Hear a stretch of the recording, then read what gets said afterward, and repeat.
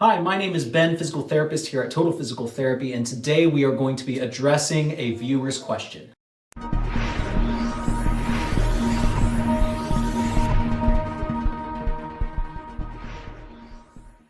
I want to address this viewer's question in the context of a video because I feel like his question, or at least the idea of what he's trying to ask, can be practically get addressed through broader audiences than just the person asking the question. So let's go ahead and read his question and then we'll address it piece by piece. This viewer was addressing a question on the video, the landmine lateral raise, and this is what his question was.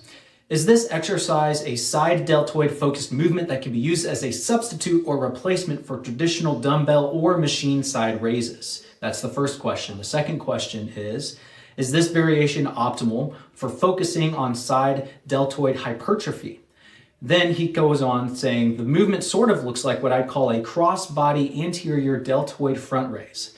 That being said, I'd love to be able to replace traditional side raises because for whatever reason, the traditional side raise plane of motion does not agree with my shoulder joints whatsoever. The first question is it a good substitute for the movement?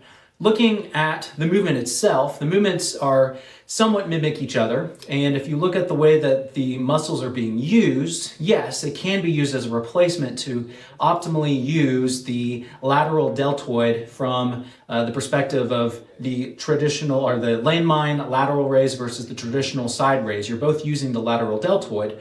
But my question I would like to pose with this is what purpose are we trying to use the traditional lateral raise, or what purpose are we using the landmine lateral raise? Why are we using the exercise? Because if we can figure out why we're using the exercise, then we can better address the answer to this question is this a good substitute for the exercise?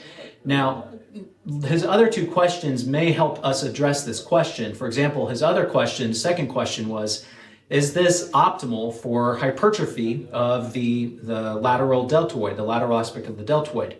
And so if your goal is to have hypertrophy of the lateral deltoid, then we can address that specific question. And there is some literature and research to help us address this question. There was a study conducted by Botten that looked at electromyographical analysis of the lateral deltoid muscle in a variety of different exercises. And basically the conclusion came down to that the lateral deltoid was most used during the traditional side raise. And so theoretically, whenever you're looking for hypertrophy, you're looking for the variant of exercise that is going to optimally use the muscle. And so if you're looking purely from a hypertrophy perspective, potentially the lateral raise or the traditional lateral raise is going to be more optimal for hypertrophy than other variations of exercises that are going to be using the lateral deltoid muscle. But why are we wanting hypertrophy? Again, going back to the first question I posed, are we wanting more hypertrophy just for the mere fact of having more muscle? Am I wanting more hypertrophy in order to perform a certain task better? And if I'm a baseball player and I'm trying to pitch and I'm throwing a baseball, my lateral deltoid is being used in the motion. However, it's not being used in the sense of a power production. It's being used in the sense of stability for the shoulder. And so if I want a bunch of hypertrophy in that muscle, that may not help me with throwing a faster fastball. It really just depends on what your goal is for the exercise. And so, but yes, if your goal is hypertrophy, then you probably do not want to replace the lateral side raises with this landmine side raise, the landmine lateral raise, because it may not be as optimal at hypertrophy as the traditional side raise. The third part of his question is basically saying that the lateral side raises don't work well with his shoulder. Basically insinuating that he probably has shoulder pain whenever he's doing lateral raises. And so now without being able to see him in person, there's no way for me to be able to know why he has pain with lateral side raises, or if he's having pain whatsoever, he's just not working well with his shoulder. And so there are a lot of different aspects of the shoulder that we could address to potentially help the lateral side raises be more, to be better handled by the shoulder. But here's some thoughts for you as you're considering what to do with the lateral side raise, if you want to change it or not change it. And this idea is basically what we call the FIT principle. The FIT principle is how we prescribe a certain amount of intensity with an exercise. The F stands for frequency. How many days a week are we doing it? If you're doing this exercise 3 days a week and it doesn't work well with your shoulder, does working 2 days a week work better for your shoulder? Does that make it feel better and work better for you? If it does, then feel free to try that.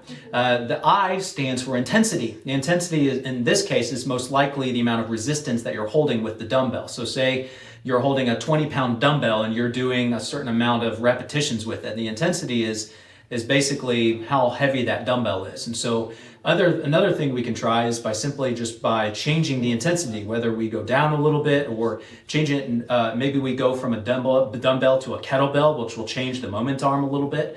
Does any of that make it, quote unquote, work better with the shoulder? Those are some things to try as well.